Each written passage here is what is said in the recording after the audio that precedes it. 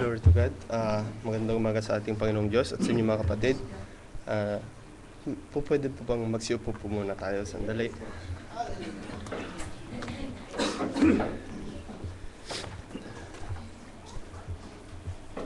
Praise God. Itong mga nakaraang mga linggo, I feel God.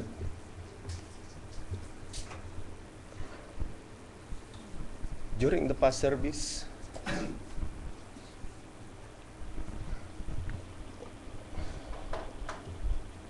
all the message is for me. Sabi nga ng exhorter kanina, nabanggit sa message mga nakaraang mga linggo,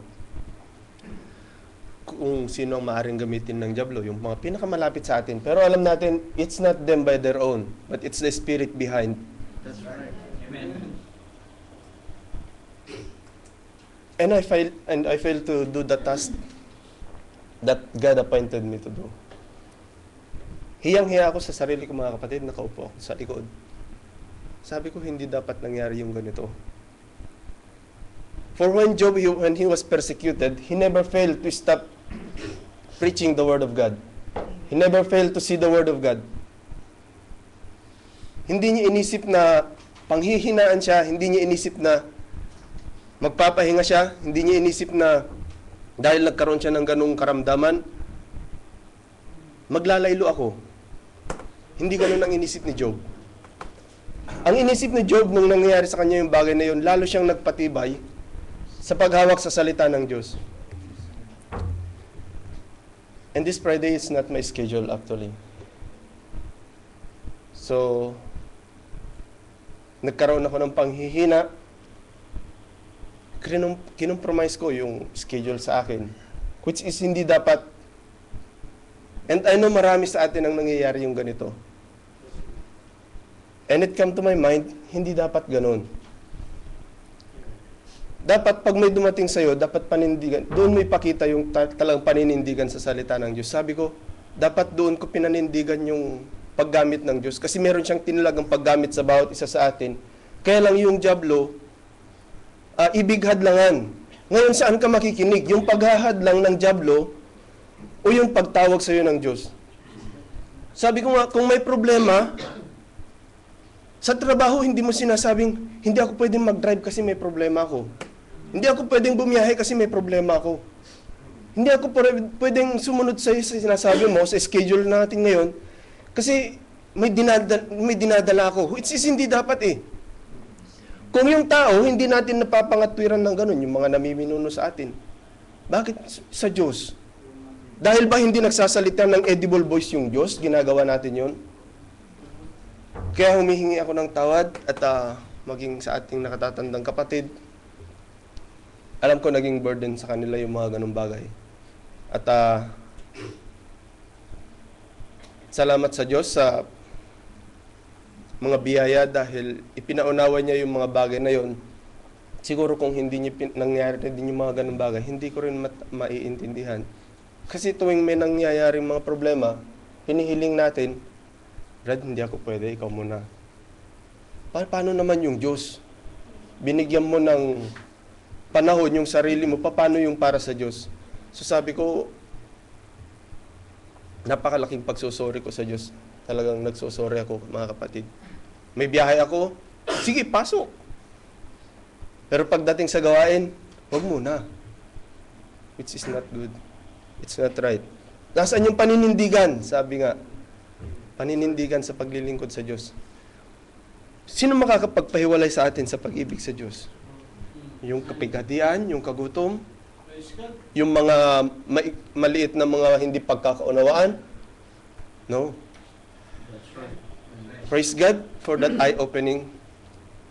At nagpapasalamat ako sa Diyos dahil when I see those things, mga kapatid, I did not take as a negative. I take it as positive na para sa akin na magiging aral yun.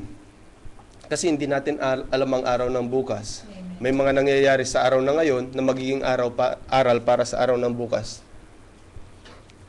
So, salamat sa Diyos mga kapatid at nakarelate ako doon sa naging example ng ating kapatid kanina tungkol doon sa mata ng isang hayop. Which is totoo mga kapatid. Yung mata at yung tenga, synchronize yan pagdating sa pagpili ng maamong hayop. Pag ang mata nanlilisik, pag ang mata hindi tumitigil, ang tenga kasabay na hindi tumitigil. Wala kang mapapakain na maayos na mailap na hayop. So pag tinignan mo yung hayop, ayaw tumingin sa'yo o kaya yung tingin sa'yo mailap, yung tenga niyan kung saan-saan pumapaling. Laging nakikiramdam.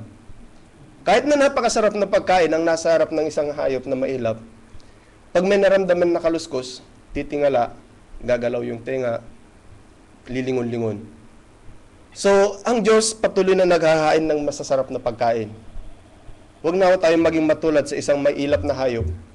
Sabi nga ng ating kapatid, sabi ng ating sharing, laging na pag-sharingan, ang dyablo laging nagkakaroon ng distraction. Sa isip, sa mata, sa pandinig.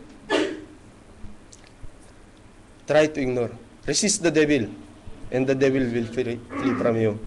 So, nagpapasalamat ako sa Diyos dahil sabi ko, tama. Totoo yun, sabi ko, nung sinabi tungkol doon sa mata. Kaya pag may mga nahuhuli kaming mga hayop noon, pag nakita yung reaksyon ng mata at tenga, hindi mo na patatagalin habang mataba pa, bagong huli, benta mo na. Dahil habang tumatagal, hindi tataba lalo yan kung hindi mo ilalagay sa isang cage na masikip. Dahil hindi kakain yan, laging nakikiramdam, nagbabantay. So, ganun din. Ganun ang ginagawa ng sanlibutan mga kapatid. Nagbabantay sila kung ano yung maisisira nila sa salita ng Diyos. Iniisip nila tama yung ginagawa nila eh. Hindi naman nila iniisip na yung pagsisimba nila sa mga gawain, iniisip ba nila na mali yun? Iniisip nilang tama yun. Iniisip nilang tama yung pagbabantay nila. Kaya lang, yung mas masarap na pagkain na nasarap hapagkainan, hindi nila makain-kain dahil binabantayan nila, hindi yung pagkain ang binabantayan, kundi yung kanilang kalagayan. Na baka sila ay mapaamo, baka sila ay mapalaya. Ayaw nila yung ganun. Ayaw nilang pinapakialaman sila. Pero ang Diyos, hindi pakikialam ang ginagawa ng Diyos, kundi pagtuturo at pagliligtas para sa atin. Amen. Pero sa kaisipan ng tao, pakikialaman if there is another word, mga kapatid, pakikialaman lahat ng Diyos hanggang sa kaisipan natin, hanggang sa pag-uugali natin. Kasi yun ang gusto ng Diyos eh. Kung hindi maiaayos yung pag-uugali, yung kaisipan ng tao, paano kanya dadalhin doon sa pag-ibig? Amen. Right. Unang-una, aayusin niya yung mga sarili natin. That's right. So, nagpapasalamat ako sa Diyos dahil sabi nga, kung walang Kristiyano na namuhay ng kagad masaya, sabi nga ng ating mensahero, may pagsubok. Pero ang pagsubok, magsilbing aral. Hindi laging may pagsubok. Kung lagi-laging may pagsubok, magtanong din tayo. So, salamat sa Diyos sa mga pag-aaral na ganon. At pwede po ba tayong magsitayo mga kapatid sa pagbasa ng kanyang mabanal na salita? Dadako tayo sa mensahe. Buksan natin sa Matthew chapter 12.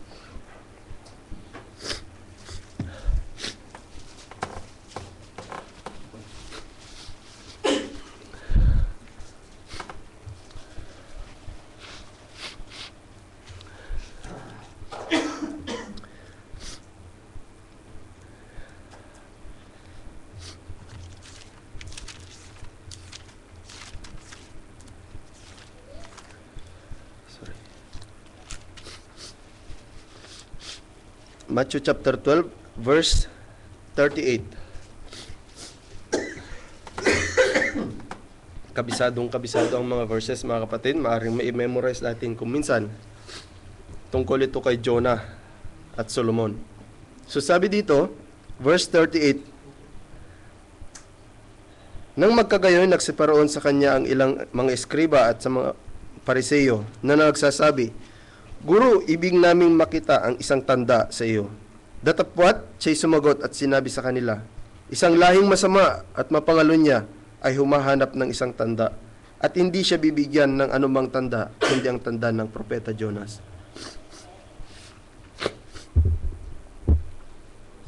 Sapagkat kung paanong si Jonah ay napasa tiyan ng isang balyena na 3 araw at 3 gabi, ay gayon ding magpapasailalim ng lupa ng 3 araw at 3 gabi ang anak ng tao. Magsisitayo sa paghuhukom ang mga tao sa Ninibe na kasama ng lahing ito, at ito'y hahatulan sapagkat sila'y nagsipagsisi sa pangangaral ni Jonas. At narito, dito'y may isang lalong dakila kaysa kay Jonas. Magbabangon sa paghuhukom ang reyna ng timugan na kasama ang lahing ito, at ito'y hahatulan sapagkat siya'y nanggaling sa mga wakas ng lupa upang pakinggan ang karunungan ni Solomon. At narito, dito'y may isang lalong dakila kaysa kay Solomon. Praise God. At pwede na tayong magsiupo mga kapatid. And behold, greater than Jonah is here. And behold, greater than Solomon is here. And behold, greater than all of them is here. Praise God. At ang title po ng message ay The Scriptural Sign of the End Time.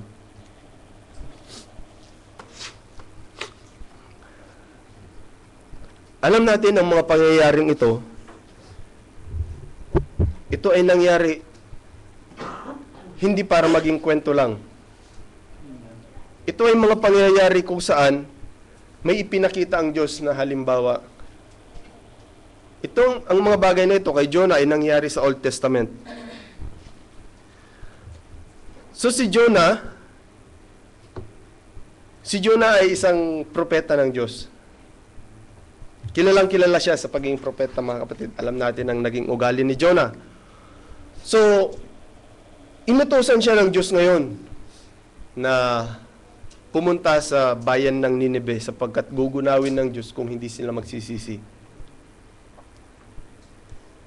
That was in the time of Jonah. Gustong iligtas ng Diyos ang bayan ng Ninibe. Pero bago magkaroon ng paghatol, bago hatulan ng Diyos, magbibigay muna siya ng isang message.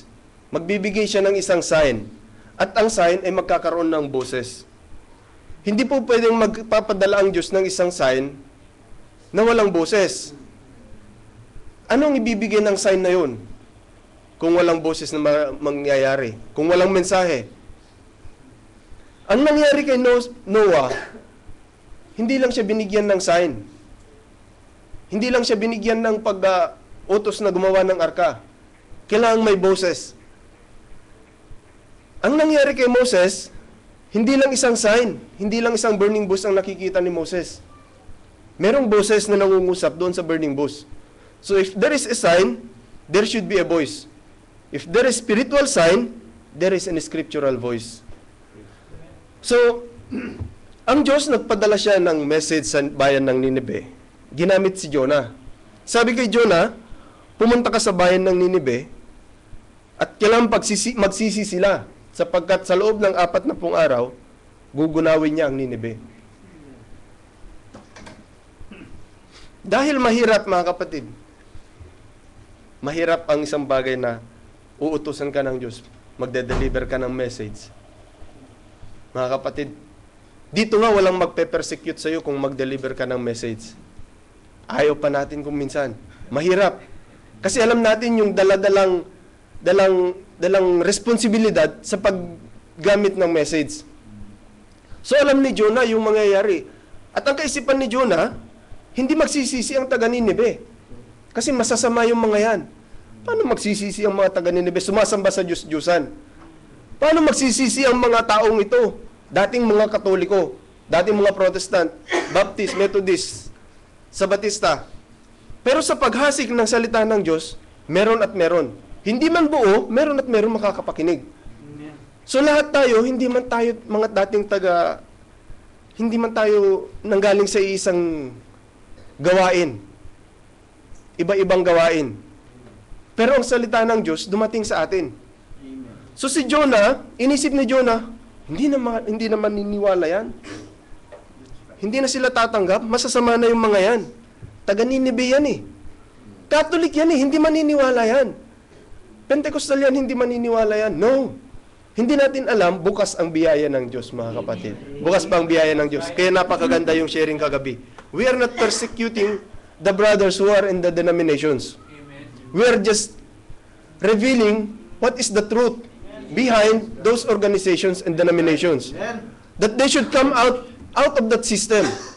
Kailangang lumabas sila doon sa pagkakakulong sa kanila. Ang isang maamong baka, mga kapatid, pag pinapakain yan sa isang koral, halimbawa, nakitaan na may katangian siya na pwede siyang umamo, pwede siyang alagaan, pwede siyang gamitin sa trabaho. Ang anumang hayop, ilalagay namin yan sa isang ipitan. Nakaipit ang leeg. 2 puno, nakaipit ang leeg. Eksakto. Hindi siya pwedeng umatras. Hindi siya makakalusot. Pwede siyang umupo, tumayo. Ganun lang gagawin niya. Ngayon, pag nakita mong maamo na yan, in 3 days, mahaba na yung 3 days. Para obserbahan mo kung may posibilidad na umamo o hindi. So pag nakita mong umamo, pakakawalan mo yan. Hayaan mo siyang kumain ng sarili niya ngayon. Hindi mo na siya bibigyan ng pagkain doon. Hindi mo na siya lalagyan ng inumin doon. Lalagyan mo na siya ng tali ngayon na kung saan makakapaglaro na siya. Doon sa perimeter na gusto mo. So susunod na siya ngayon doon sa kagustuhan mo. Pero ang isang mailap na hayop, kahit na may tali yan, hindi mo siya basta-basta mapapatigil sa perimeter na gusto mo. Hanggat maaari gusto niyang lumabas. Ang salita ng Diyos, gusto niyang ipunin ng bawat isa sa atin. Gusto niyang ilabas ngayon. Inilabas tayo ngayon sa sistema ng mga denominasyon na gamit yung salita ng Diyos. Ngayon, nung nakalabas tayo, unang Panginoon, nandito tayo ngayon. Kung hindi tayo lumabas doon, mananatili tayo doon sa mga lupain na ganon. Magkakatotoo yung sinabi ni Jonah. Hindi na maniniwala yan. Hindi na maliligtas yan. But we are not condemning them. Hindi tayo naghahatol sa kanila. The Word, siyang naghahatol, mga kapatid. Kaya tayo nakakapagsalita kung minsan na kung kaninong gawain ang mga ganong bagay. Bakit natin sinasabing sa diablo ang gawain na ganon? Yun ang sinasabi ng salita ng Diyos. It's not from our own thought. It's from the Word of God. So isang tao, halimbawa, tingnan natin, halimbawa, may nagsabing gawain ng diablo yung gawain na yan. Kung nandun ka sa loob ng gawain na yon, if you are really seeking the truth, tatanungin mo, paano naging gawain ng diablo? If there is only one foundation na panghahawakan, I'm sure makikita nyo yung katotohanan, magtatagpo kayo. Pero pag magkaiba ang pundasyon, sabi nga ni Paul, isa lang ang nilay na foundation ni Paul, which is the Lord Jesus Christ. So, ang salita ng Diyos dumating kay Jonah, na sabi niya, mangaral ka sa Ninive. Ngayon si Jonah, alam niya yung gaano kahirap. Sabi ni Jonah, tatakas na lang siya. Papunta siya ngayon sa Tarsis. So, ang pamamaraan ni Jonah ayon sa kanyang sariling kaisipan. But we all know, by that foreknowledge of God, predestined si Jonah na mangangaral sa bayan ng Ninive. Inordain na siya. He was foreordained by God to be the preacher in that town of Nineveh. So, ang isip ni Jonah, tatakas siya. Iiwas siya. Okay. Nakasakay siya ng barko. Hindi man siya pinigilan ng Diyos, hindi siya hinarangan ng Diyos eh. Pinasakay siya ng barko, hinayaan siya ng Diyos. But the good thing, God is behind for all those moves. God knows everything. It will all go through in the right way. Sabi nila, nag-backslide si Jonah. Sa kaisipan ng tao, mga kapatid, backslider si Jonah. Kung titignan mo, intellectually, backslider si Jonah. But with that backslider point of view ng tao, that's the perfect plan of God to save the town of Nineveh, the people of Nineveh. Nung nandun siya sa barko, nagkaroon ng isang malakas na bagyo. Hindi po pwedeng, kailangan magbawas sila ng karga ng barko. Kasi tataob yung barko. Nagbawas ng lahat-lahat, ayaw tumigil, lalong lumalala. So nagpalabunutan, mga kapatid. Tingnan nyo, gusto pa rin tumakas ni Jonah hanggat maaari. Natulog siya sa ilalim. yung mga tao sa taas, abalang-abala, iligtas yung kanilang sarili. Si Jonah, parang wala akong pakialam dyan, basta papunta ako ng Tarsis, magpapahinga ako. Pero nung kalaunan, ang kagandahan kay Jonah, naisip niya, naunawaan niya kung ba't nagkakaganon ang pangyayari. Sabi niya, talian niyo ako, itapon niyo ako sa dagat. Ngayon, sabi ng banal na kasulatan, naghahanda ng Diyos ang special na whale, special na isda. Hindi yun ordinaryong isda. Meron nga nagtanong kay Brother Branham. Brother Branham, sabi niya, alam mo yung whale, sabi niya, hindi man pwedeng halos pumasok yung isang bola ng baseball, sabi niya. Doon sa esophagus, doon sa lalamunan ng isang isda. Maliit yun, sabi niya. Paano nakapasok si Jonah, sabi niya. Naniniwala ako na isa kang preacher, sabi niya. Naniniwala ako na ginagamit ka ng Diyos. Pero sa pagbagay na ito, paano nakapasok si Jonah, sabi niya. Naniniwala ka ba dito, sabi kay Brother Branham. Sabi ng ating kapatid, with all my heart, sabi niya, I believe, God prepared a special fish, special whale. Yun yung talagang sasakyan ni Jonah para dalhin siya doon sa Nineveh. Hindi yung barko, hindi man niya sinabi kay Jonah na sumakay ka ng barko, pumunta ka ng Nineveh. Hindi niya sinabi kay Jonah na sumakay ka ng asno, papunta ng Nineveh. Kumuha ka ng camel, papunta ka ng Nineveh. Ang sabi niya, pumunta ka ng Nineveh. Wala siyang sinabing means of transportation, but God will provide the means of transportation. Because that's one part of His message. Kailangan magkaroon ng message maging yung paglalakbay ni Jonah. So by that way, alam niyo mga kapatid, ang isda raw, pag nabusog, pumupunta doon sa pinakailalim na part. Nagpapahinga doon. Nagpapahinga siya. Hindi ko naobserbahan, pero sabi ng karamihan, sabi rin ng ating mensahero, yung isda sa mga aquarium, sabi niya, pag busog, magsesettle down yan sa baba. Magpapahinga yan, sabi niya. So, ang nangyari kay Jonah, nung sinalo siya ng whale, with all the vomits and seaweeds and everything, stinky smell, sabi nga ng ating kapatid doon sa bituka ng isda. Imagine niyo yung bituka ng isda, kung gaano kabaho. Yung laman ng bituka ng lapu-lapu, kung minsan, napakabaho mga kapatid. Malansa. Hindi mo basta-basta, yung ilapit mo sa ilong mo, halos hindi mo na kaya, yung nandoon ka pa mismo. Tapos nagsettle down sa ilalim ng dagat yung whale for 3 days and 3 nights. Ganon katagal nakisalamuha si Jonah doon sa napakaruming kapaligiran na yun. Doon sa napakaruming madilim na lugar na yun. But it's not impossible for God to provide oxygen and everything for Jonah in order to survive for that 3 days. Jesus Christ was settled down in the grave. And in 3 days, nandun siya sa kalaliman. Nandun siya sa souls in prison. Na kung saan nangangaral siya. Doon sa souls in prison. Which type Jonah when he was settled down in the bottom of the sea. Ngayon, na habang nandun si Jonah, nakatali yung paa, nakatali yung kamay. Wala sa komportableng kalagayan si Jonah. Nasa mabahong lugar. Nakatali na yung paa, nakatali pa yung kamay. Anong comfort ang meron ka doon? Anong komportable meron ka doon? Pero alam ni Jonah, yung sinabi sa time ni Joseph, sa time ni Solomon, na kung saan, kung sino yung mananalangin na haharap doon sa templo, pakikinggan ng Diyos. So Jonah got that comfort. He settled down, and he prayed to God. Bagamat nandun siya sa napakadilim na kalagayan, he still had the courage to pray to God.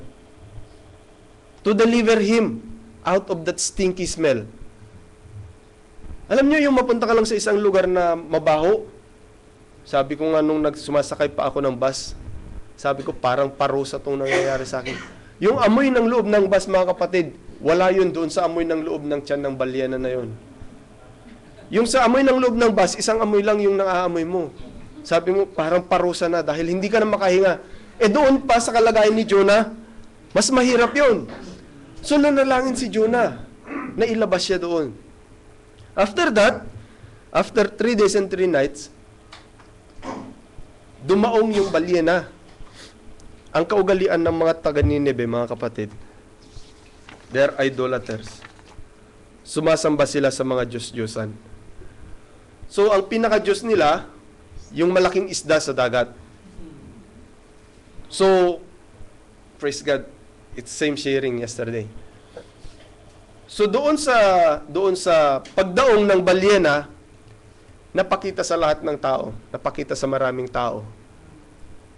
Bagamat naglakbay pa ng malayo si Jonah papunta doon sa pinakasentro ng bayan, naging bantog yung paglabas ni Jonah. Biruin mo magdadaong yung isang balyena nakanganga. Lalabas na naglalakad sa bunganga isang tao. At ang tao na yon may daladalang mensahe. Ang kagandahan, yung sign na nakikita nila, yung sign ng Diyos nila, merong inilabas na isang tao na may daladalang mensahe. At ang mensahe na yon, hindi sinasabi na maniwala kayo sa balyena, magsisi at magbalik loob sa Diyos. Hindi niya sila binalik doon sa balyena. Ginamit ng Diyos yung balyena para yung mga tao maniwala sa magiging message ni Jonah. Kung si Jonah, halimbawa, nakasakay sa camel, pupunta sa Nineveh, mangangaral ka agad doon, magsisi at magbalik loob sa Diyos. Anong meron kay Jonah na dapat nilang panghawakan para maniwala doon sa sinasabi niya? Wala. Anong meron ang Panginoong Hesus na kailangang panghawakan para maniwala sa sinasabi nila, sa sinasabi niya? Anong meron ang mensahero na kailangang panghawakan para maniwala sa sinasabi niya? Merong iisa na kailangang panghawakan para maniwala sa sinasabi nila.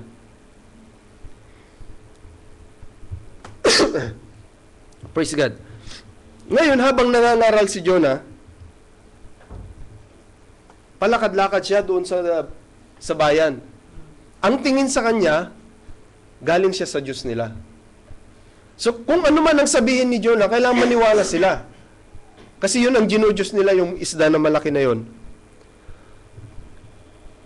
So, mula sa kataas-taasan, sabi ng Bible, hanggang sa pinakamababa, mula dun sa hari hanggang sa pinakamababa, nagsisi.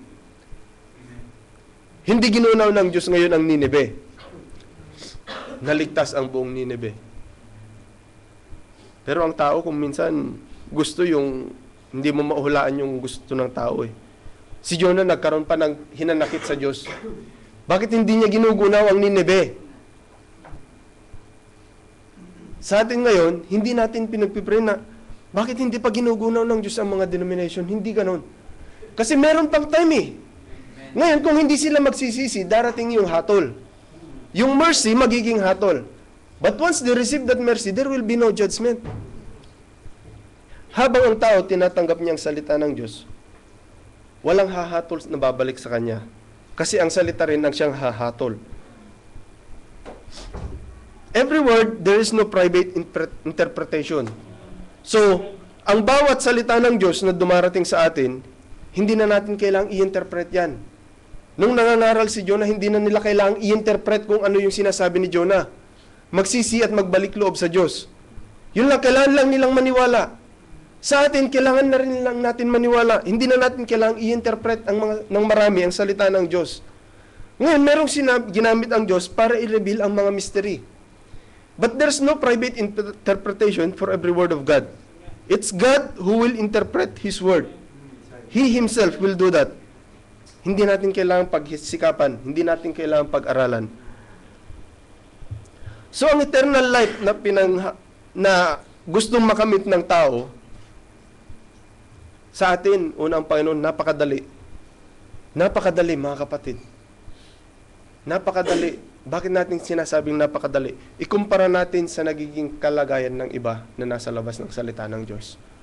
Paano nilang pinagsisikapan na makakuha ng eternal na buhay? Sabi nga natin, libre yung pagpunta sa eternal na buhay. Pagkuha ng eternal na buhay. Sa kanila, napakaraming sakripisyo. Magsasakripisyo yung physical, magsasakripisyo yung bulsa, magsasakripisyo ng marami, mga kapatid. Pero ang nire-require ng Diyos sa atin, napakadali. believe. Ang sumampalataya at mabautismuhan ay maliligtas. So, ang kaligtasan, hindi sinabi, pag sinabing sumampalataya at mabautismuhan, maliligtas. Hindi niya sinabing, kung sa araw na to, nagpabautismo ka, bukas, nagkamali ka, hindi ka na maliligtas. If you are predestined by the foreknowledge of God, hindi ka magkakaroon ng kaisipan na gano'n na magdududa ka doon sa pangako ng Diyos na ligtas ka ba? So, ang bayan ng Ninive, nung tinanggap nila yung pagsisisi, naligtas sila. Ngayon, pagdating ng Panginoong Hesus, sabi niya, magre-raise up ang bayan ng Ninive para hahatulan yung generation na yon. Ang generation na kinalalagyan niya. Because they're looking for a sign. And the sign is already in front of them. And that sign is giving now the message. Nandun na lahat, kumpleto na. But they want another sign. They want another sign na it will fit to their denomination. Gusto nila ng sign na mag-fit doon sa kanilang expectation. Gusto nila ng sign na mag-fit doon sa kanilang gawain, sa kanilang mga organisasyon. Which is not. Dapat tayo ang sumunod doon sa sign. Tayo ang sumunod doon sa voice. Ang nangyayari, ang tao, pinapasunod niya yung Diyos. Siya ngayon ang gumagawa ng kondisyon. Kung minsan yung tao nga lang humihingi ng pabor, siya pa yung may kondisyon. Pabor na nga lang yung hinihingi mo eh. May kondisyon ka pa. Napaka-demanding ng tao. Hindi walang contentment ang tao, mga kapatid. That's the nature. That's the nature of humans. Hindi natin may kakaila yun. We are experiencing it. Kung minsan may pupuntahan ka, Panginoon, gusto kong makarating sa lugar na yon. Kaya lang gusto kong sasakyan yung maganda. Gusto kong sasakyan yung maganda ang aircon. Gusto kong maghatid sa akin yung malakas ang aircon para hindi ako pagpawisan. Ikaw na yung bibigyan ng Panginoon ng pabor, ikaw pa yung may lakas ng loob. Katulad nung nangyari kay Jonah, nahihirapan siya. Binigyan siya ng puno ng kikayon. Habang nandun yung kikayon, komportable siya. Kasi yun ang ginusto niya eh. Gusto niya magkaroon ng lilim.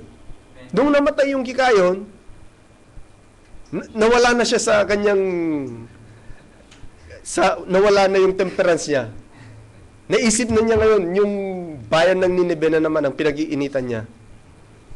So sabi ng Diyos, yung puno ng kikayon hindi mo pinaghirapan. Yung bayan ng Ninive pa, gaano karami yung kaluluwang nagbalik loob sa Diyos. Kung yung isang taong nagbalik loob sa Diyos, libo-libong anghel ang nagpupuri, gaano pa kaya yung karami ng tao sa bayan ng Ninive? Eh di mas maraming anghel yung nagpupuri. Tapos gusto mong tumigil yung mga anghel sa pagpupuri dahil gusto mong magunaw yung bayan ng Ninive. Ang mga tao, mga kapatid, kung minsan, yung paraan ng Diyos kasi, hindi natin makita habang nangyayari. But in the end, makikita mo na yung full picture. Kaya pala ganun yung nangyari. So, I stopped thinking, Jonah is a backslider. Jonah was just placed by God in the right track. He don't know what he's doing. But God knows. God is holding him. God is guiding him. God uses him in the right place at the right time. So, sa time din naman natin, mga kapatid, when Brother Branham was placed in that ministry, he was used by God. Many people think that he is a false prophet. Bakit anong batayan ng tao? Bakit siya ina-accuse ng ganon? Hindi matarok ng tao yung kaisipan ng Diyos na ibinigay sa kanya. Hindi nila maisip na ganon. Subukan mong i-share ngayon yung Theophany body. Subukan mong i-share yung Godhead, the killer message, which is the serpent seed. Paano mong ipapaliwanag? Paano mong ipapaliwanag without quoting the message? By the word only. Pag walang ginamit ang Diyos na propeta, na pang gagamit para maunawaan ito at magbabay the word ka lang, hindi mauunawaan ng tao. That's the very purpose why God uses a prophet. Amen. To bring the people back to the word. Amen. Kung ganun din lang ang mangyayari, dapat hindi na nagpadala ng Diyos, hindi na pinadala ng Diyos si Jonah. Dapat ang pinagsalita na lang, yung whale na lang. Dapat sinabi na lang na yung whale na ang magsasalita para sa bayan. Pero hindi yun ang pattern ng Diyos. Ginamit ng Diyos ang tao para mangusap sa kapwa-tao. Hindi niya ginamit yung mga hayop. Ngayon, maging sa pagliligtas ng Diyos, hindi niya gumamit ng mga hayop. Ginamit niya yung kanyang bugtong na anak. He came in the form of a man to save what is lost. It's the humans who are lost. So, ngayon, ang tao ngayon, hinahanap nila, lahat mali. Ang Panginoong Jesus, hindi nakasulat ang pangalan na Jesus sa Old Testament book. Hindi sinabi sa Old Testament na ang kanyang magiging nanay ay si Mary. Hindi sinabi sa Old Testament na ang manglilimlim sa kanya ay ang banal na espiritu. Hindi sinabi sa Old Testament na ang taong ito ay bababa sa kanya ang isang espiritu na katulad ng isang kalapate. Hindi nakasulat sa Old Testament yun. Ngayon, nandun ngayon ang Panginoong Hesus nangangaral. Paano mo ngayon tatanggapin yung salita niya? Ganon yung mga nangyayari sa kanya. If there is no prophet forerun before the Lord Jesus Christ, they will not accept Him. But who accept Him? Kaya kakaroon ng forerunner. Kailangan magkaroon ng forerunner para i-ready yung mga tatanggap doon sa very Messiah na darating. John the Baptist was the forerunner. Brother Branham was the forerunner for His second coming. If Brother Branham was not sent, if the mysteries was not revealed, how can we understand God? How can we know that God? How can we see the mind of God? Paano natin tatanggapin? Paano natin uunawain yung kaisipan ng Diyos? Sabi nga ng ating propeta, pumasok tayo doon sa kaisipan ng Diyos para makita natin ang kanyang plano. Paano ka ngayon papasok doon kung walang ginamit ang Diyos na magtuturo sa paraan ng pagpasok sa kaisipan ng Diyos? You cannot do it by your own. God didn't use organization to guide people back to the Word. He uses only a single prophet. And He never uses two prophets at the same time. Ngayon sa ating time, wala ang mensahero. So He appointed fivefold ministries. Pastors, evangelists, prophets, teachers, and apostles. For the perfecting of the saints, for the work of the ministry, for the edifying of the body of the Lord Jesus Christ, till we come into the unity of the saints. So, ito ang ginagamit ng Diyos ngayon sa time natin. For greater than Jonah is here. It's not just Jonah who is preaching. It's greater than Jonah. It's the Holy Ghost that is in us. So that message is much more greater than the message of Jonah. When Jonah sent the message is repent at magbalik loob sa Diyos. Magsisi at magbalik loob sa Diyos. Ngayon ang message sa atin, repent and be baptized in the name of Jesus Christ for the remission of your sin. And ye shall receive the gift of the Holy Ghost. So nagbago ba? Nagbago ba yung pattern ng Diyos? Nagbago ba? Gumamit na ba ng ibang paraan ang Diyos? He is still using a prophet. And He never fail. Tanggapin man nila at hindi, magpapatuloy ang plano ng Diyos. Kahit nalilima. Sabi nga ng Panginoon, maliban na kainin ninyo ang aking laman at inumin ang aking dugo, wala kayong buhay na walang hanggan. Gaano karami yung nakapalibot sa Panginoong Hesus yung time na yon? But He never thinks, pag sinabi ko to, iiwan ako nito. Hindi siya nag-alangan na ganon. Dahil alam niya, kung pinili ka ng Diyos, kung ikaw ay nasa kaisipan ng Diyos na ikaw ay maliligtas, hindi ka alis doon. Kahit na ipagtabuyan mo pa yan. Kahit na paalisin mo pa yan. Nagsialis ang marami. Nilingon pa sina Peter, mga apostol. Kumbaga, parang pinagtatabuyan na sila. O, kayo rin ba alis? O, di ba kayo alis? Malis na kayo. But the right spirit, Panginoon, saan kami pupunta? Nasa iyong mga salita ng buhay na walang hanggan. So the scripture is fulfilling. Nangyayari yung scripture. Praise God. So ang bawat pangyayari sa Bible, sa Old Testament, it's a shadow of the New Testament. Jonah is the shadow of the Lord Jesus Christ when He was buried 3 days and 3 nights. Ngayon, greater than Jonah is here. And greater than Solomon is here. And Solomon is a very famous and great king. Kilalang kilala siya sa pagiging very peaceful ang kanyang kaharian. Lahat ng bansa naniniwala sa kanya. Ngayon si Solomon, meron naman itong isang reyna ng East, Queen of Sheba. Si Queen of Sheba, pag sinabing queen mga kapatid, hindi isang barangay ang sinasakupan niyan. At hindi simpleng responsibilidad ang pinahahawakan niyan sa kanyang nasasakupan. Pag reyna ka, hawak mo yung nasasakupan. Control mo yan. Ikaw ang nakakaalam kung ano ang kailangan gawin para maging maayos, para ma-guide ang iyong nasasakupan.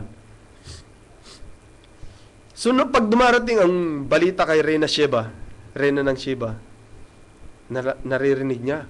Merong isang hari sa Jerusalem ng pangalan Solomon. Meron siyang discerning sa kanyang paghatol galing sa Diyos. Nangungusap sa kanya ang Diyos. Lagi niyang naririnig. Tuwing may dumarating sa kanyang bayan, tinatanong niya, anong balita? So sa pagtatanong niya, naging excited siya na makita ang karunungan ni Solomon.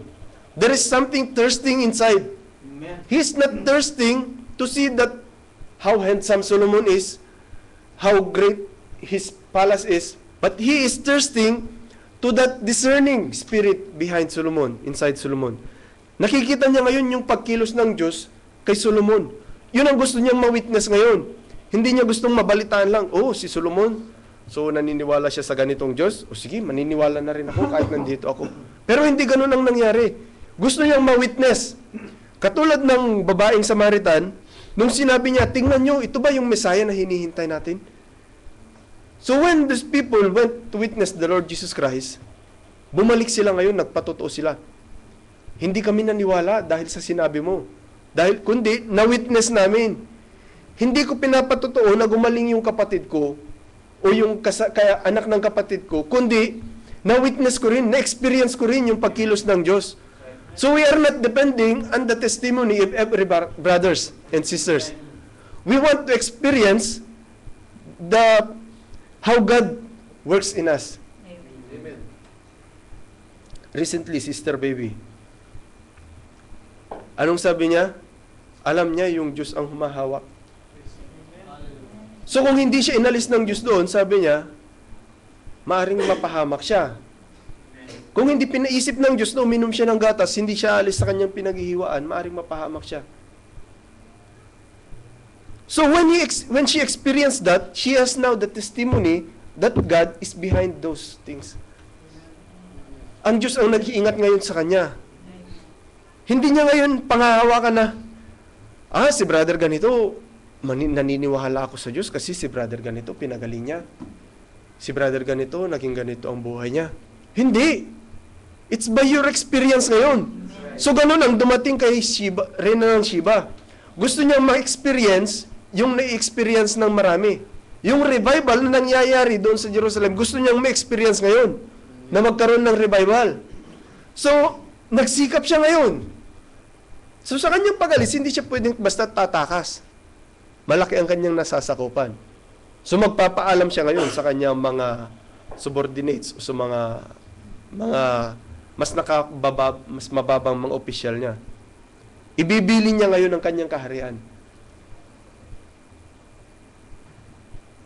Hindi madali para sa kanya ang umalis sa kanyang nasasakupan. Maaring merong nagsasabing, huwag kang umalis. Kasi pag umalis ka, wala ka nang babalik ang kaharian. Pag umalis ka, lahat ng mana mo tatanggalin. Pag umalis ka, wala ka nang babalikan na magulang, kapatid, wala nang tatanggap sa iyo bilang isang reyna. Magiging palaboy ka kung aalis ka. Maring ganun ang mga sinasabi sa kanya. Pero hindi naging katugunan sa kauhawan ng reyna ng Sheba ang mga ganong katwiran. Ang gusto niya, ma-witness. Ang gusto niya, ma-experience yung karunungan ni Solomon. Sabi nila, 3 months kang maglalakbay, 90 days mong lalakbayin yung desert. Nandyan yung mga anak ni Ismael, yung mga Ismaelites, Amalekites, mga pirata sa disyerto, nandyan yung mga yan. Baka mapahamak ka lang. Pero hindi siya na-staggered. Hindi siya nagduda doon sa kanyang paninindigan na gusto niyang makita.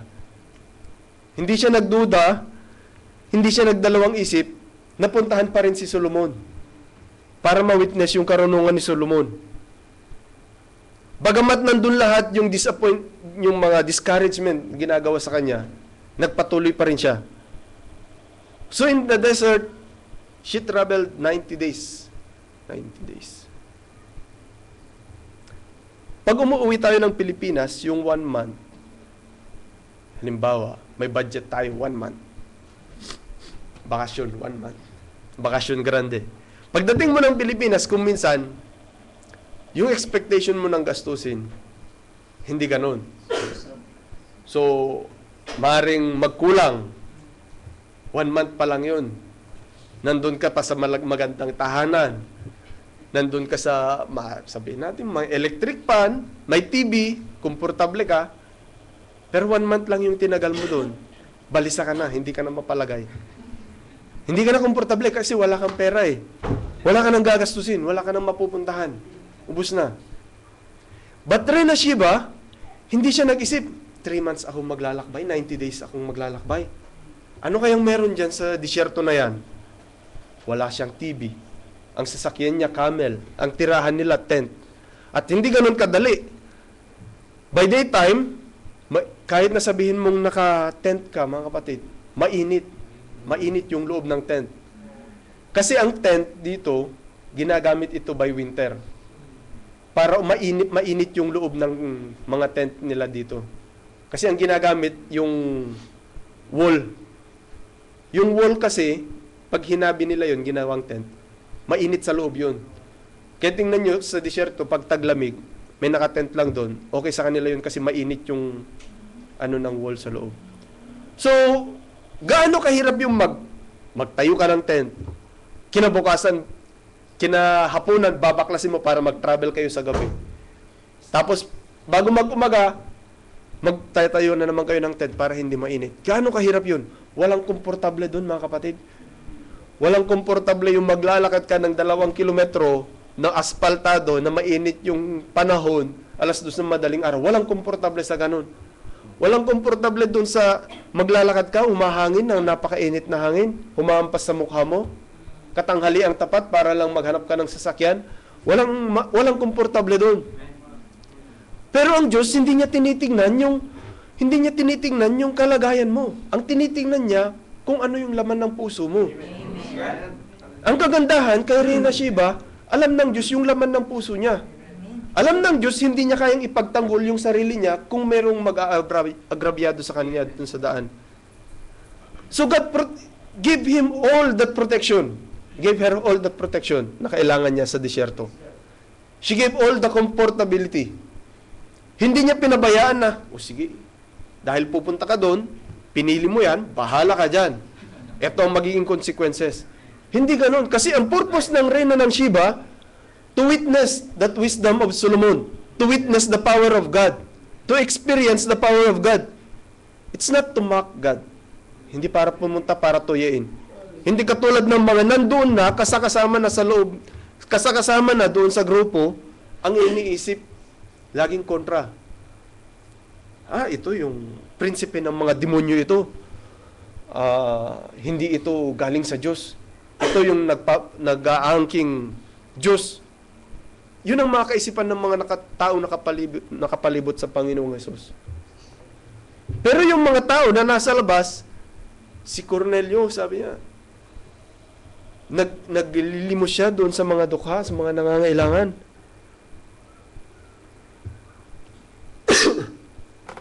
So when Reyna Sheba, traveled 3 months, sa wakas, sabi ng Reyna, nung matanaw niya yung bayan ng Jerusalem, papasok na siya. Nakita niya ngayon, napakaraming tao nakapalibot kay Solomon. Naririnig niya kung paano magsalita si Solomon, paano humatol si Solomon sa mga tao. Nakita niya yung karunungan, hindi ito karunungan na galing sa tao. Hindi ito karunungan na galing lang sa mga Bible school, hindi karunungan na galing sa mga seminary, hindi karunungan na galing sa mataas na university.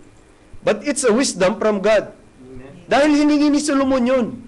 Hindi naman natulog lang si Solomon, binigyan na kaagad ng karunungan ng Diyos. Hiningi niya, mga kapatid, for a very good purpose. Sabi niya, bigyan mo ako ng matalinong puso. Ang iyong bayan ay lumalaki. Hindi inisip ni Solomon, lumalaki yung mga anak ko, sabi niya. Hindi niya inisip na, lalaki yung mga anak ko. Kailangan nang mag-aral sa matataas na universidad. Malaki yung gastusin. Hindi yun ang inisip ni Solomon. Ang inisip ni Solomon, yung kanyang nasasakupan na ibinigay sa kanya ng Diyos. Hindi lang niya inisip yung sarili niyang isang bayan. Inisip niya kanyang nasasakupan. Priority niya, yung pinagagawa ng Diyos sa kanya. So, nung sabi niya, ang iyong bayan ay lumalaki. Bigyan mo ako ng matalinong puso sa paghatol. So, ang paghatol, mga kapatid, hindi simple. Hindi simple ang humawak ng isang kaharian. Yung isang senaryo doon sa dalawang ina, kung walang karunungan ang nagaling sa Diyos, paano mo hahatulan yung ganun? Hindi yung decision na ganon, hindi biro yon. Yung sasabihin mo, ako ang nanay, sabi nung isa, ako ang nanay. Sabi nung isa, mag-claim dalawang nanay. Paano mo i-judge? Hindi mo naman alam kung sino talaga ang nanay. Hindi mo pwedeng sabihin, o ilagay yung bata doon sa bahay ampunan. But to know the truth, he had to make a decision. Kailangan magkaroon siya ng tamang paghatol, tamang judgment doon sa dalawa. Kailangan magkaroon siya ng isang gagawin. At hindi biro yung kanyang gagawin. Hindi niya sinabing, o sige, magpalabunutan kayo. Pero yung decision na binitawan niya, it can cost life. Amen. But by that decision, nakita niya kung ano yung totoo. Sabi nga natin, sino sa atin ngayon ang gustong pumatay sa kanyang sariling anak? Magkasakit nga lang, abala ka na eh. Hindi ka na mapakali, lalo na ang mga nanay.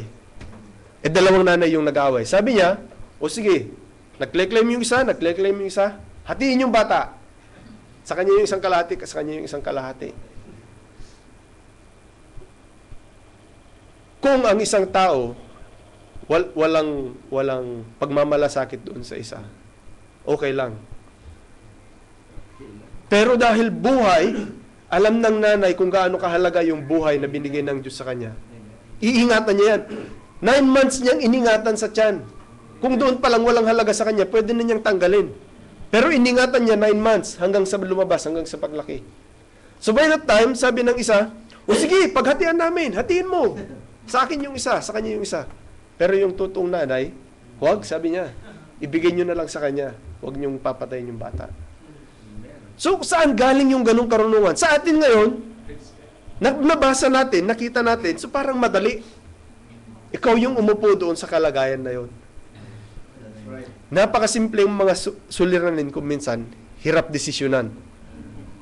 Pero pag nandyan ang kaisipan ng Diyos, karunungan galing sa Diyos. Kaya napakahalaga, mga kapatid, hilingin yung karunungan ng Diyos in every decision. Kaya yung mga deacons kung minsan, pag may mga suliranin, unang-una nilang linalapitan ng Diyos. Ang tao kasi madaling magdesisyon. Sabi nga kanina, yung choosing, madali yan eh. Madaling mag-choose eh. Without thinking, pwede kang mag-choose ng kahit ano. Ngayon, habang pinatatagal mo yung sitwasyon, habang paipit ng paipit, lalo kang nalalagay sa panganib sa pagpili. hanggang darating ang time, mali na yung napili mo. So, in everything, yung kaisipan ng Diyos laging nasa atin. At ang kaisipan na yon, na binigay kay Solomon, yung nagbigay ng kaisipan ng ganun kay Solomon. He is here. Nandito siya, mga kapatid. He is indwelling. Now we are experiencing. We are not just hearing from anybody, but we are experiencing that promise of God. Greater of them all. Greater than Solomon, greater than Jonah. He is here in the form of the Holy Ghost. So what more can people ask? Anong kailangan? Anong karapatan ngayon ng tao na i-turn down? I-turn down yung pangako ng Diyos kung ganoon ka kabiyaya yung Diyos na ipinagkaloob niya sa atin. Ang daming tao nag-claim may Holy Ghost. Anong purpose nila? Bakit gusto nilang magkaroon ng Holy Ghost? Because of that power. Walang tao magkakaroon ng power. Walang tao magkakaroon ng power ng Holy Ghost, but we have that authority. God gave us the authority to use that power. Katulad ng isang pulis, sabi niya, nabanggit din yata last week, yung tungkol doon sa pulis. Bagamat ang pulis ay isang patpatin, bagamat ang pulis ay, sabi nga nila, lalo na yung mga pulis dito, kung makita niyo yung mga pulis dito, kung minsan, sabi ko nga kung minsan, baka tapikin mo ng kunti, babaliktad to, sabi ko eh. Sa katawan wala, hindi fit yung katawan, kung titingnan mo yung pagiging pulis. Pero dahil sa naka-uniform sila, at higit sa lahat, nandyan yung tsapa. Pag hawak-hawak niya yung tsapa niya, hindi mo siya pwedeng mamaliitin. He has the authority to do anything he wants to do. Pwede kang kasuhan.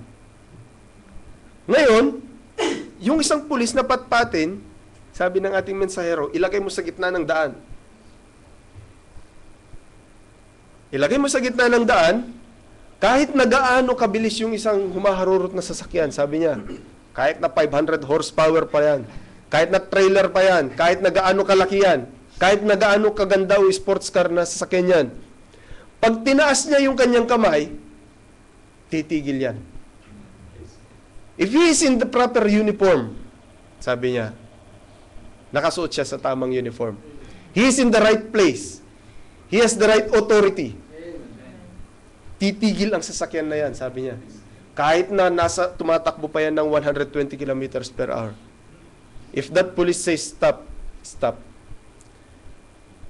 Ang salita ng Diyos, nandyan. God gave us the authority to use the Word of God. To use the power of God. We never have the power, but we have that authority to use it. You have to claim it, sabi ng ating kapatid.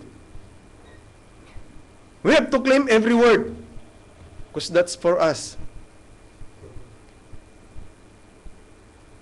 Ito yung pag-ibig ng Diyos, sabi niya. Ito yung salita ng Diyos. Ito yung pag-ibig ng Diyos sa atin. Ngayon, ang pag-ibig na ito, sabi natin, ang mercy magiging judgment kung i-deny mo, kung i-reject mo. Ang pag-ibig na ito, it will judge you kung i-deny mo siya, i-reject mo siya. But once na gamitin mo ang tama sa tama, you accept that authority, you use that power, God will manifest. You don't need to witness, brothers and sisters, just to believe. You will see it for yourself. You will experience it. Anong sabi ng sharing kagabi? Dahil na-experience nila yung mga ganung bagay, yung kaloob ng Espiritu Santo, hindi sila ngayon makaalis-alis. Hindi ngayon makaalis-alis sina Peter at mga apostol dahil na-experience nila, may experience sila. Nakasama nila, first pull. Nagkaroon ng maraming pagpapagaling. Maraming sumusunod sa Panginoong Hesus. When he's doing that first pull, kahit sino pwedeng sumunod. Unbeliever, make believer, sumusunod yan. because they are after that healing. Here comes the second pull. Paliit ng paliit, mga kapatid. Now he discerns. Kaya lang naman kayo nagsisunod dahil kayo mga nangabusog. Kaya lang kayo nagsisunod dahil kayo nagsigaling. Ngayon, pagdating sa third pull, it's the breaking of the Word of God. Mataas na, mga kapatid. Kaya nagkaroon na ng paghihiwalay. Kaya sabi ng Diyos, sabi ng Panginoong Yesus kina Peter, kayo rin ba aalis? Na-experience nila Peter, kaya sabi nila, saan kami pupunta? Nasa iyo yung salita ng buhay. Hindi man sinabi ni Peter, o sige, babalik na kami doon sa denomination kasi nandun yung salita ng buhay. Hindi man nila sinabing na-experience nila sa labas yung salita ng buhay. Sa kanya niya na-experience. Sa Panginoong Hesus nila na-experience yung salita ng buhay. Ngayon, saan tayo pupunta? Babalik pa ba tayo kay Herodes? Huwag na, kasi nandito yung salita ng buhay na walang hanggan. So, kung hindi mo na-experience, the grace is still open. Bukas pa ang biyaya. If you want to experience, let God as the authority. We cannot give you the authority, but God can give that authority. And that's the Holy Ghost. The Holy Ghost will be the authority to use that power. They will lay hands to the sick and the sick shall recover, sabi ng ating ng banal na kasulatan. Ngayon, ang Holy Ghost, ito mismo ang magpapakilos, mga kapatid. This is the power of God. Dito nakapaloob yung kapangyarihan ng Diyos. Maging sa pagkaunawa, hindi natin kaya maliban na ang Diyos ang magpaunawa. We don't have the power to unawaan yung salita ng Diyos. But once God gave you that authority para maunawaan yung salita ng Diyos, you're blessed. Hindi mo lang mauunawaan. May experience mo ngayon yung pangako ng Diyos. At ang pangako ng Diyos, buhay na walang hanggan.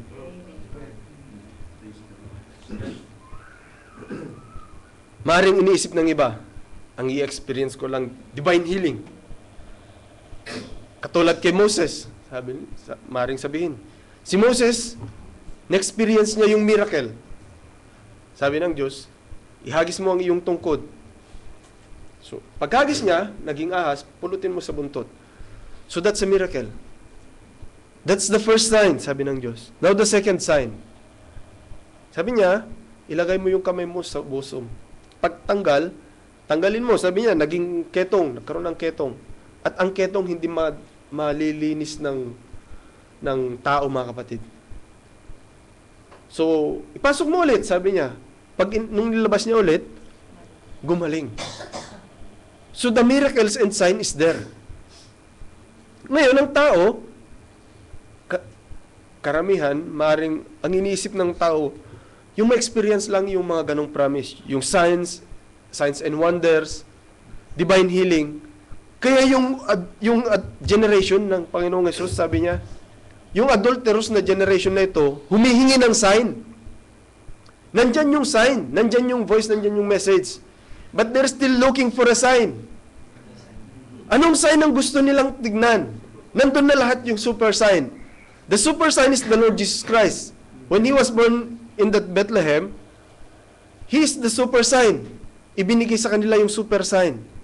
But they're denying that super sign. They want another sign. Ngayon, kung hindi nila tatanggapin ang sign na ito, salot ang darating. So, at tinawag niyang nung humihingi sila ng sign, it's an adulterous generation. Pero alam natin, may mga humihingi ng sign na hindi naman sinabihan ng ganun. Si Eleazar humingi ng sign nung ihahanap ng mapapangasawa si Isaac. May mga signs siyang hinihingi. But that very moment when the Lord Jesus Christ is preaching, He is the very sign of that Messiah that's coming. He is the Messiah that is in front of them, speaking, preaching, revealing the word. But they denied it. They want another sign. People today are looking for another sign. They want another sign that will fit to their denomination. Because the sign that God gave them, it will rebuke them. It will shake them. People cannot accept that. Ang mga gawain ngayon, tingnan ninyo mga kapatid, noong dumalaw, yung sinasabi nilang Pope nila sa Pilipinas, may nag-comment, yung isang babae na nag-comment, na hindi mo pwedeng tawagin na ama, yung iba, maliban na yung Diyos. O hindi, wala kang pwedeng tawaging ama dito sa lupa, Father dito sa lupa. So dinumog siya ng comment. That's one of a sign na pwedeng magbukas ang Diyos sa kanila ng mensahe. But they're rebuking it. They rejected that message. Kinundem siya ngayon ng kinundem. Alam niyo, yung isang sinabi niya, daan yung dumating na comment sa kanya, 1,000 pa. Dahil lang doon. Bakit? Ipinaglalaban nila ngayon yung kanilang organisasyon, yung kanilang kinalalagyan, yung kanilang denominasyon. Why don't you let God fight for you? Ang Diyos ang makikipaglaban sa atin, katulad ng reyna ng Sheba, nakita ng Diyos yung kanyang puso, ang Diyos ang nag-protect sa kanya. Ang Diyos ang nakipaglaban sa kanya. Sa atin ngayon, hindi tayo nakikipaglaban sa physical. Nakikipaglaban tayo, spiritual. At hindi rin natin kaya ito sa ating sarili. It's God who is still fighting for us. It's the Holy Ghost that is fighting for us. How can you resist the devil? Kahit na sabihin mo, I resist the devil, I resist the devil. If you don't have that authority to resist the devil, you cannot resist the devil. The power is there. If you don't have that authority to resist, you cannot resist. If you don't have that authority to heal the sick, you cannot heal the sick. The power is there. The promise is there. The authority is very important, mga kapatid.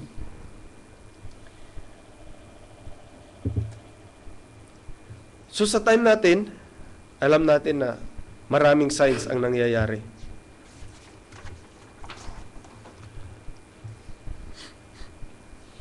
Praise God.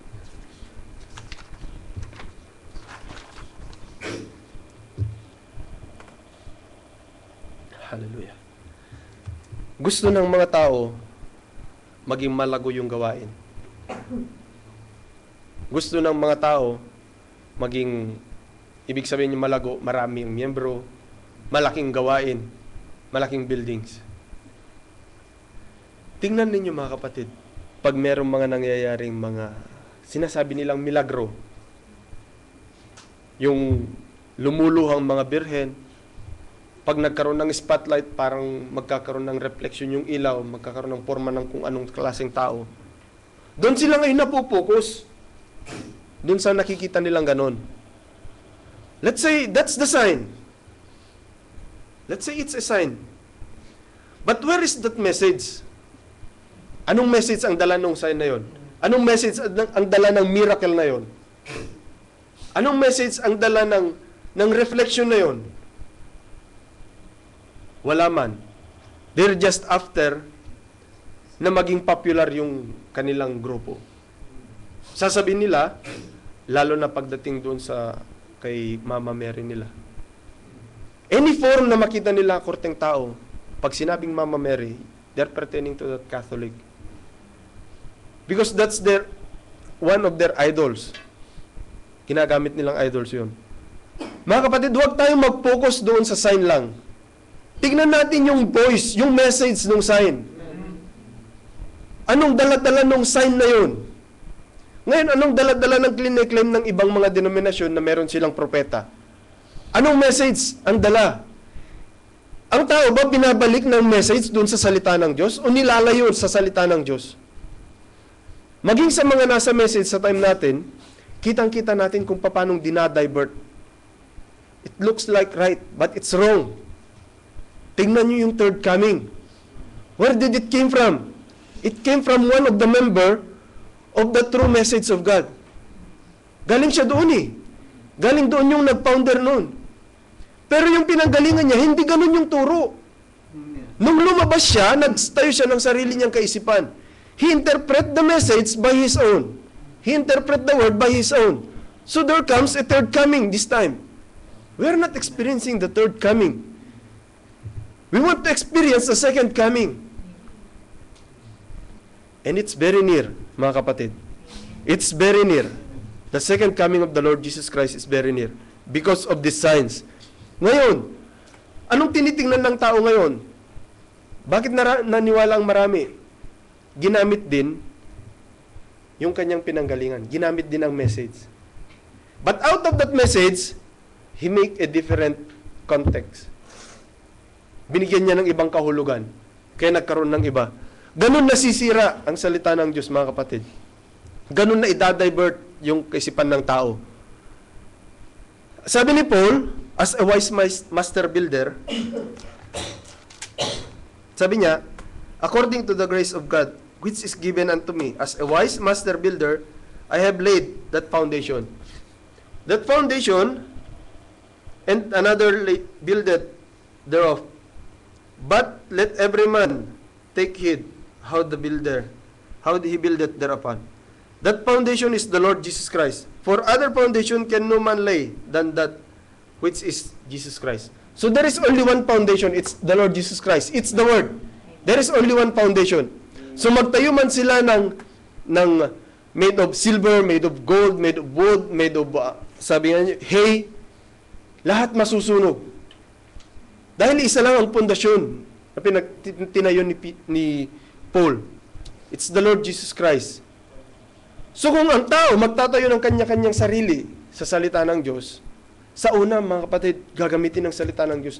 Ito ang panghikayat nila. Hindi nila panghikayat yung maling turo. Hindi nila sasabihin na mali ang turo nito, kaya maniwala kayo sa amin. Sasabihin nila, ito ang gagamitin nila, ang salita ng Diyos ang gagamitin nila. Pero sa pagtatayo, iba na yung itinatayo. Gagamitin lang na pundasyon, gagamitin lang na panghikayat. Katulad nung isang puno ng kaibigan ng ating mensahero. Sabi niya, pumunta siya doon sa citrus yard. Ngayon, meron siyang isang nakitang puno, nabanggit din sa sharing kagabi. Ang punong ito, puno ng orange. Pero pagtingin niya, sabi niya, merong tangerine, may pomelo, merong orange. 4 na klase yung bunga na nandoon, mga kapatid, nung nakita niya. So, nung nakita niya yung puno na ito, hindi niya ngayon ma-identify kung anong klaseng puno. Anong klaseng puno ito? Sabi niya doon sa kaibigan niya. Sabi niya, that's orange. So, kung orange, bakit may tangerine? Sabi niya, yung sanga, iba. Paano nangyari yun? Sabi niya, green up, inugpong lang yung sanga ng iba't ibang citrus doon. Inugpong lang. So kung ano yung pagkasanga, yun ang ibubunga niya. Amen. Bagamat yung punong pinagkukunan, puno ng orange, kung inugpungan ng pomelo, ng tangerine, ng iba't ibang citrus, yun ang ilalabas niyang bunga. Pero ang bumubuhay, yung puno ng orange. Ganun ang nangyari sa mga tao, sa mga denomination. Ginamit nila ang salita ng Diyos, inugpungan ng organisasyon. Umugpong yung Catholic, umugpong yung Protestant, Methodist, Baptist, Pentecostal. Lahat nagsiugpong doon. Pero ang binubunga, yung sarili nilang organisasyon. Ginamit nilang pundasyon ng salita ng Diyos para makapanghikayat ng maraming tao. Ngayon, anong meron doon? Patay yung mga yun. Walang buhay doon. Sabi nga doon sa sharing, mas maigi pa yung maging bansot. At least purong-puro ang kanyang pagkapuno. Sabihin natin bansot na puno ng kalamansi. Mas maganda pang tingnan yun kaysa yung isang puno na malago nga, wala namang bunga. Ang hinahanap kasi sa atin yung bunga. Bunga ang hinahanap, mga kapatid. Hindi yung gawa, hindi yung malaking organisasyon. Kasi sabi ng Bible, sabi ng ating mensahero, yung leaves daw, sabi niya doon sa Restoration of the Bright Tree, yung leaves, tumitipo ito doon sa fellowship. So he is not after that big fellowship. He is after that fruit. kung anong bunga ang nilalabas ng isang puno. Anong pagkapuno meron tayo? Kung puno ng ubas ang inuupungan natin, kailangang ubas ang inilalabas natin. Ngayon, kung salita ng Diyos ang nasa atin, ang inuupungan natin, kailangang salita ng Diyos ang lalabas. Kung hindi, puputulin ka, sabi ng banal na kasulatan. Anong silbi ng napakaraming dahon kung wala namang bunga, mga kapatid? Sa amin, sa mga magsasaka, hindi kami after doon sa dahon. After kami sa bunga. Gaano pa kalago yung halaman na yan kung wala kaming mapakinabangang bunga? Gagawin lang namin pagkain ng mga hayop. Kahit na gaano kalawak yung tinamnan mo na yan, pag wala kang nakukuha ang bunga, pagkain lang ng hayop. O kaya, pagkatapos pagkain ng hayop, aararuhin, patutubigan, magiging pataba lang ng lupa. At yung pataba ng lupa na yun, wala nang silbi yun. Doon na lang siya. Pero doon sa, bagamat kahit na kukunting linang, kung nagkaroon yung bunga ng pananim, tuwan-tuwa ka na. Mapapakinabangan mo na yung tinanim mo. Anong pakinabang ng isang tao kung wala namang bungang nakukuha sa kanyang mga pananim? Ganon din ang Diyos, mga kapatid. Anong katawaan ng Diyos kung walang nakikitang bunga? Kung ang lahat ng dahon ay nandun lang, hindi naman namumunga. For many are called, but few are chosen, mga kapatid. Yung chosen na ito, they have the experience. We have to have the experience. Kailangan ma-experience natin yung banal na Espiritu ng Diyos. For greater is He that is in you than he that is in the world. The promise is here. Greater than Solomon, greater than Jonah, He is here. Greater than anybody else is here. Greater than any prophet. The prophet of all prophet, He is here. Praise God. Yung fig tree, mga kapatid, tignan nyo kung gaano kahalaga yung bunga. Yung fig tree. Nung hinanapan ng Panginoong Hesus ng bunga yung fig tree, wala siyang maibigay na bunga. Sabi ko nga last week, nakita ko yung sarili ko sa fig tree. Halimbawa, hinanapan ako ng Diyos ng bunga, sabi ko. Meron akong dapat gawin. Hindi ko ginawa. Tatanungin ako, sabi ko, anong idadahilan ko? Walang makikita yung Diyos, sabi ko. Wala akong karapatang magdahilan. Because I failed. Hindi siya yung nag-fail. Hindi yung humihingi ng bunga ang nag-fail. Kundi yung dapat na mamunga, yun ang nag-fail. Pwede siyang mamunga eh. If you desire to bear fruit, you will bear fruit. But if you desire to sleep, you will sleep.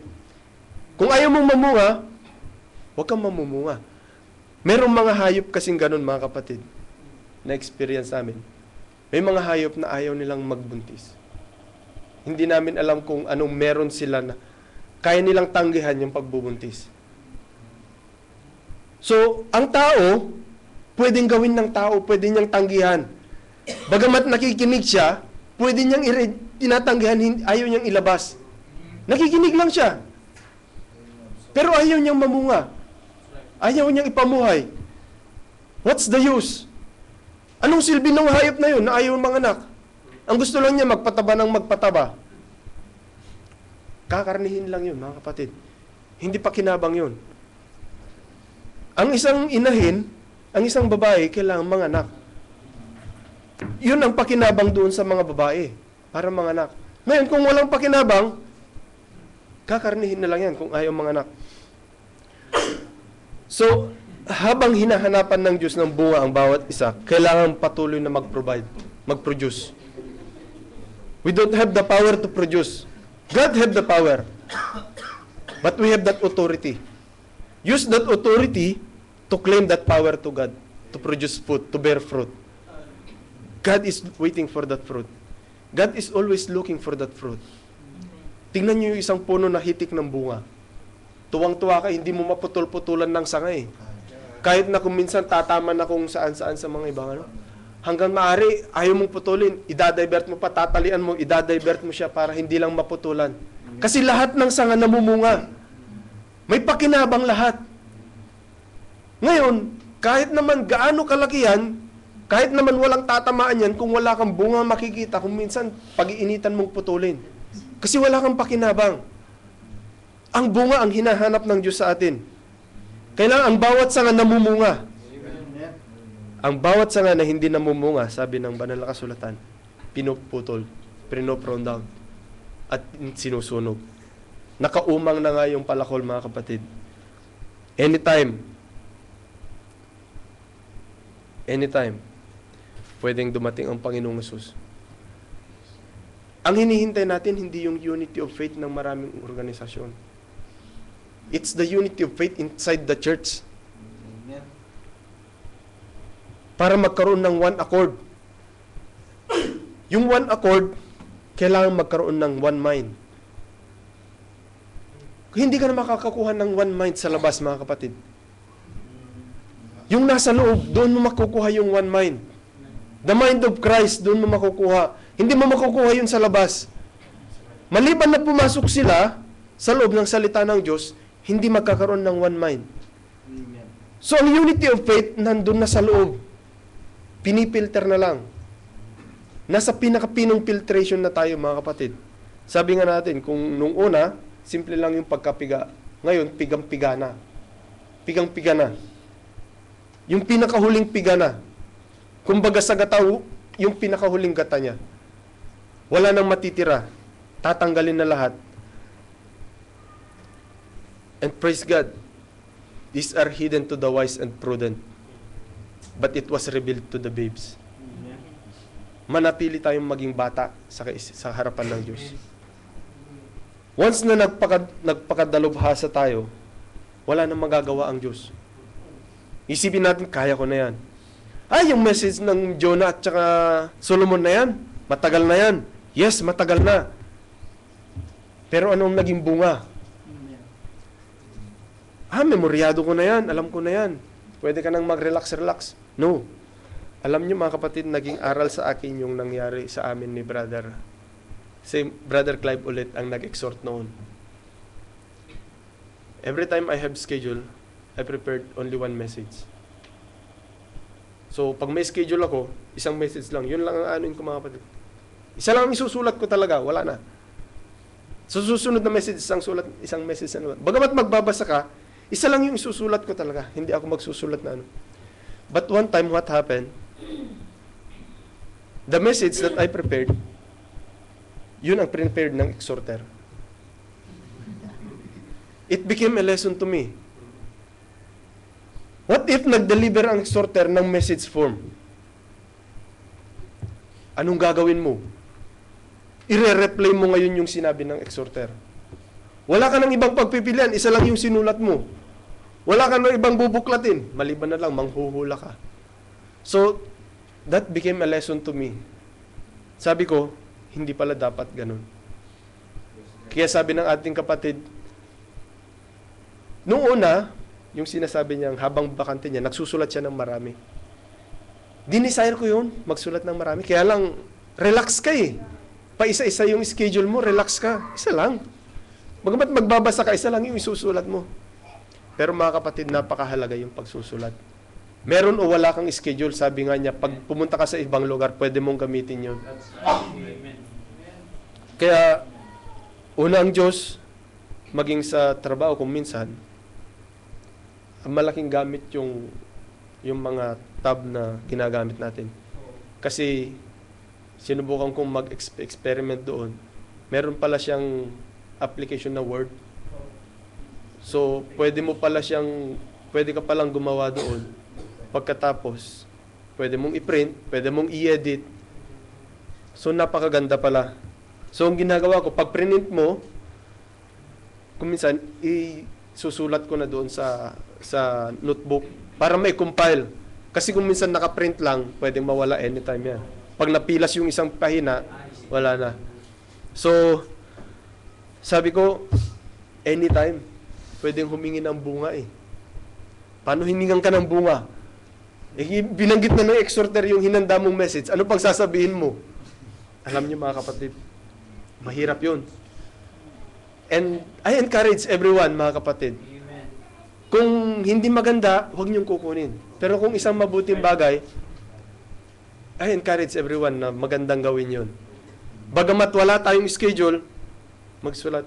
Sa bahay kasi hindi na ako nakakapagsulat kung minsan magulo yung dalawa. Kaya habang bakante ko sa trabaho, doon ako nagsusulat. Habang naghihintay ka ng pasahero, sabi ko minsan 2 oras kang naghihintay, magbabasa ka, magsusulat. So, na-utilize yung time. So, mga kapatid, mahirap. Kung minsan habang nagsusulat ka, parang iniisip mo, responsibilidad ito eh. Pag sinulat mo, responsibilidad. Pero mas maganda yung ganapin mo yung responsibilidad mo kaysa yung katulad ng isang fig tree. Responsibilidad niyang mamunga. Responsibilidad niyang bigyan ng pagkain yung humihingi ng bunga sa kanya. Ang salita ng Diyos yung humihingi. Hindi niya nabigyan ng bunga. Paano pa kaya tayo, mga kapatid? So, praise God. At dito lang tayo dinala ng Panginoon, mga kapatid. Napakaiksi ng message. Sabi ko nga kanina, mahaba yung message na to. Sabi ko dun sa exhorter kasi alam ko yung message na yun, mga kapatid, na daanan ko na. Pero sabi na exhorter, gagawin niyang exhort form. So, praise God at magpasalamat tayo sa Diyos, mga kapatid.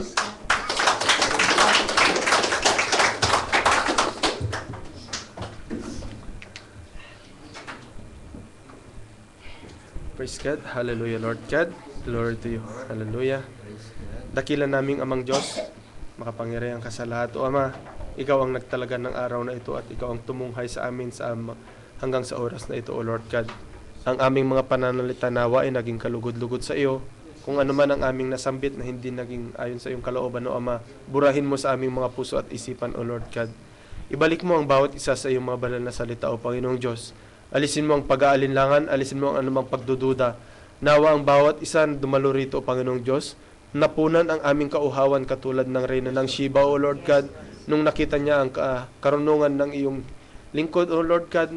Nagalak siya, O Panginoong Diyos, ganun din nawa ang bawat isa sa amin. Kung paano ang dalawang naglalakad sa Emmaus na pinapakinggan ang iyong mga banal na salita, nawa ganun din nag-aalab ang aming mga puso, O Panginoong Diyos. Tulungan mo kami, O Ama, hindi po namin kayang mamunga ng aming mga sarili. Hindi po namin kayang gamitin ang iyong mga banal na salita maliban na ikaw ang pumatnubay sa amin, Lord God. Tulungan mo kami, Panginoong Diyos. Gamitin mo ang bawat isa sa amin na lumakad ng ayon sa iyong kalooban sa sanlibutan ito, maging ilaw ang bawat isa at maglasang asin ang bawat isa sa amin, maging ang mga pananalita namin, O Lord God. Patawarin mo kami, O Ama, kung meron mang kaming mga pagkakamaling nagawa sa iyong harapan. Patawarin mo kami, alisin mo ang anumang karumihan sa mga puso ng bawat isa sa amin, O Lord God. Ang pag-ibig mo nawa, O Ama, ang patuloy na maghari sa bawat isa. Ibaba mo ang bawat isa sa amin, O Panginoong Diyos. Ibaba mo kami, O Lord God. Ibaba mo kami, bigyan mo kami ng mapagpakumbabang puso sa pinakamababang lugar, O Lord God. Hayaan mo, O Ama, na patuloy kaming magsamo sa iyo. Hayaan mo na patuloy kaming humihiling sa iyo. Huwag magmalaki ang bawat isa, O Lord God, na isipin na kaya ko, kaya niya. Huwag nawang ganun, Panginoong Diyos, kundi bigyan mo kami ng kaisipan ng isang sanggol, O Ama, na patuloy na umaasa sa kanyang mga magulang kung ano ang kanyang ibibigay, O Lord God. Umaasa kami, Panginoong Diyos, na ikaw ang patuloy na mangusap, O Lord God, maging sa mga darating na oras, O Ama. Gamitin mo ang iyong mga lingkod, Lord God, na mangusap sa mga sharing, O Lord God. At Panginoong Diyos, patawarin mo ako kung meron akong mga maling nasambit. At ibalik mo ang bawat isa, Lord God. Papanumbalikin mo ang bawat isa sa iyong mga banal na salita. Katulad ng iyong paggamit sa iyong propeta, O Lord God. Sapagkat ginamit mo ang propeta mo, hindi para ilayo ang tao sa salita, kundi para ibalik sa iyong mga salita. Praise God. At pagpalain mo ang bawat isa sa amin na nakapakinig sa iyong mga mensahe, O Lord God. Dadalhin namin ito sa aming paglabas at palaguin mo, O Panginoong Diyos. Ikaw ang magdiligo, Ama. Ikaw magpalago sa aming mga naunawaan, Lord God. Maraming salamat, O Ama.